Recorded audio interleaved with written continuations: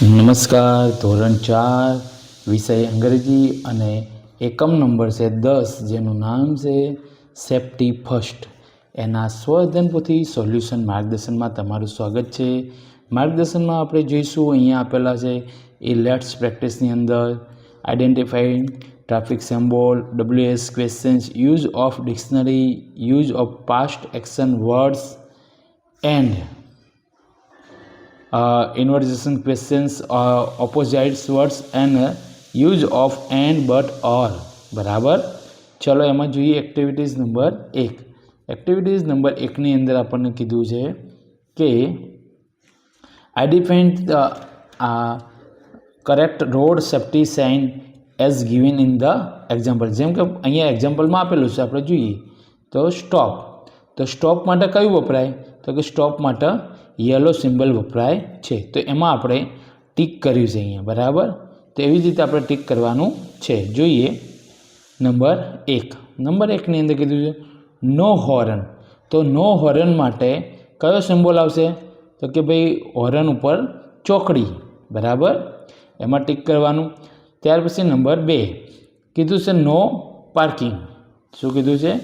નો parking. તો no parking માટે કયું આવશે? તો કે નો પાર્કિંગ માટે અહીંયા.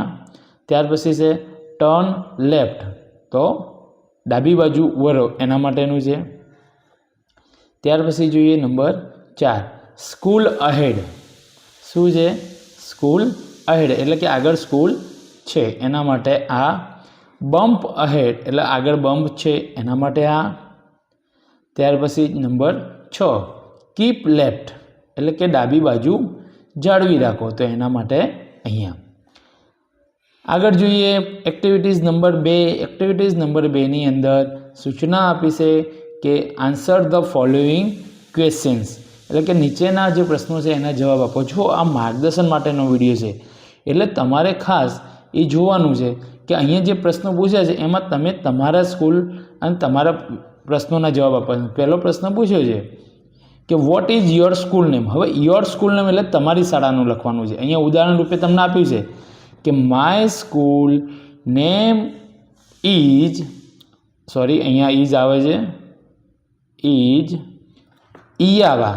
જેમ કે અહીંયા લખ્યું છે ઈયાવા, એવી જ રીતે તમારે લખવાનું Iyava. My school's name is Iyava primary school. બરાબર. તો તમારે તમારી શાળાનું નામ લખવાનું. ત્યાર પછી જોઈએ number 2 who is your class teacher. તો અહીંયા તમારા ક્લાસ ટીચર કોણ છે એ તમારે લખવાના છે. જેમ કે અહીંયા આપ્યું છે Nileshbhai is my class teacher. Number 3 how many students are there in your class. અહીંયા ઇન આવશે, ત્યાં ઇન લખવાનો છે. There are 22 students in my class. બરાબર. ત્યાર પછી આગળ જોઈએ નંબર 3. નંબર 3ની અંદર કીધું છે કે નંબર 3ની અંદર કીધું વેર ડુ યુ લીવ. તો આઈ લીવ ઇન જામનગર. તમારે જ્યાં રહેતો હોય એ લખવાનું છે. Activities number 3. એક્ટિવિટીઝ નંબર 3ની અંદર કીધું છે જેમ આપણે જોડકા જોડવાના હોય એવી રીતે કીધું છે મેચ ધ ફોલોઈંગ વર્ડ્સ. એટલે કે એ જે છે એમાંથી બી સાથે મેચ કરવાનો છે. જેમાં જોઈએ બાય.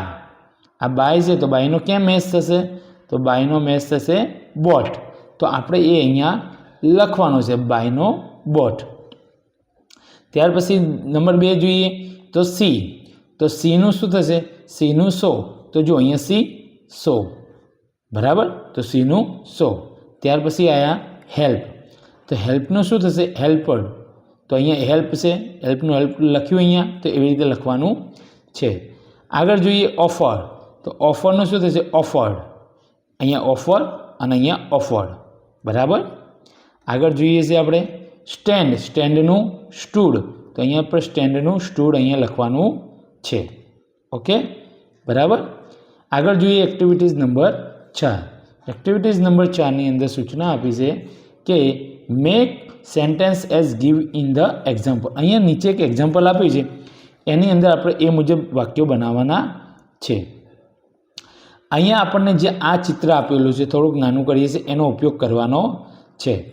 જેમાં પહેલું નામ લેવાનું છે આપણે, તો એમાં આપણે બોલીશું મીના વોચ. ત્યાર પછી બીજું શું લઈશું એની પાછળ, તો કે મીના વોચ પછી એની પાછળ લેવાનું છે એટ ધ માર્કેટ. એના પાછળ ત્રીજા નંબરમાં લેવાનું એટ 9 AM અને ચોથા નંબરમાં લેવાનું યસ્ટરડે. આ રીતનું આપણને ઉદાહરણમાં આપેલું છે. જોઈએ આપણે તો અહીંયા ઉદાહરણમાં હમણાં આપણે જે મુજબ જોયું એવી રીતે આપણે અહીંયા આપેલું છે. જોઈએ છીએ કે Meena was the market at 9 AM yesterday. બરાબર. એવી જ રીતે આપણે પણ અહીંયા મીનાનો ઉપયોગ કરવાનો છે. બરાબર. મીના લખવાનું છે અને ત્યાર પછી અહીંયા પાછળ જે રીતે જોઈન્ટ કરવાના છે એ તેનો વાક્ય જોઈન્ટ કરવાના. તો નંબર 1 જોઈએ આપણે, તો કે Meena was at the market at 9 AM yesterday.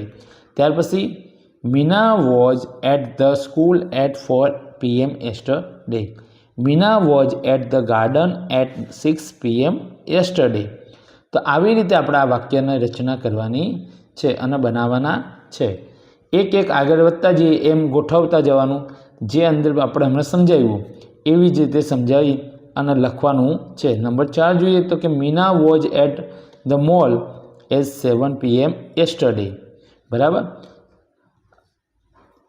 અહીંયા જે આ વાક્યો આપેલા છે એ મુજબ જ લેવાનું છે. જો સમજવું હોય તો આપણે અહીંયા એક વખત ફરીથી સમજીએ કે 1 નંબરમાં શું લેવાનું. તો આપણે 1 નંબરની અંદર આ લેવાનું, 2 નંબરની અંદર આ લેવાનું, 3 નંબરની અંદર આ લેવાનું અને 4 નંબરમાં આ લેવાનું. સમજાઈ ગયું? પહેલો નંબર જે છે એમાં આ લેવાનું, બીજા નંબરમાં આ અંદરની પાંદડી લેવાની, ત્રીજા નંબરમાં આ ગુલાબી કલરની પાંદડી અને ચોથા નંબરમાં જે ગ્રીન કલરની છે એની અંદરથી લેવાના છે શબ્દો. અને એવી રીતે કેટલા બનશે? 1 2 3 4 અને 5. બરાબર. ચલો, અહીંયા એવી જ રીતે આપણે વાક્યો બનાવીને આપ્યા છે જે ગોઠવણી કરવાની હતી. એ મુજબ તમે પણ કરી શકો છો. એકદમ સરળ અને સીધું છે. બરાબર. આગળ જોઈએ એક્ટિવિટીઝ નંબર 5. એક્ટિવિટીઝ નંબર 5ની અંદર કીધું છે આન્સર ધ ફોલોઈંગ ક્વેશ્ચન્સ, એટલે કે નીચે આપેલા પ્રશ્નોના જવાબ આપો. જેમાં નંબર 1 જોઈએ તો પહેલું કહે છે ડુ યુ લાઇક આઈસ્ક્રીમ? તો yes, I like ice cream. Number 2 કહેશે કે do you brush your teeth daily? Yes, I do. Number 3 does your friend help you? તો આપણે કહી શકીએ યસ. શું કહી શકીએ? Yes, he does. આપણે અહીંયા લખવું હોય તો આની જગ્યાએ આપણે એવું પણ લખી શકીએ યસ યોર ફ્રેન્ડ, એટલે ત્રીજો વ્યક્તિ થયો તો એ કહી શકાય યસ હી ડઝ. બરાબર. આગળ જોઈએ તો નંબર 4ની અંદર આપ્યું છે કે does your father read newspaper every day? Yes, he does. બરાબર. આગળ જોઈએ nature is the key of life. આવું ચિત્ર આપેલું છે અને આપણને સુવિચાર સમજાયો છે. અહીંયા આપણને કીધું છે કે make pairs of opposite words. આપણે વિરોધી શબ્દની પેર બનાવવાની છે. જેમાં અહીંયા આપેલો જે શબ્દ હોય એનો વિરોધી શબ્દ આ ખાનામાં આપેલો છે. જેમ કે અહીંયા જોઈએ ઇન, તો એનો અહીંયા શું આપેલો છે? આઉટ. ગો, તો અહીંયા શું આપેલો છે? ગો એટલે જવું, કમ એટલે આવવું. તો એવી રીતે આપણે પેર બનાવી અને અહીંયા લખવાની છે. તો અહીંયા આપણને આપેલી છે જેમાં આપણે બનાવી છે અને તમારે આવો બનાવવાનો પ્રયત્ન કરવાનો છે કે ભાઈ ઇન તો શું થાય? Out. Go, come. Short, long. Open, close. Thin, fat. Up, down. Cry, laugh. Fast, slow. Big, small. Throw તો કેચ. તો આ એકબીજાના વિરોધી શબ્દો તમારે અહીંયા નોંધવાના છે. બરાબર. પેર બનાવવાની છે. આગળ જોઈએ એક્ટિવિટીઝ નંબર 7. એક્ટિવિટીઝ નંબર 7ની અંદર કીધું છે tick the sentence the correct words and fill in the blanks. જોઈએ એમાં નંબર 1.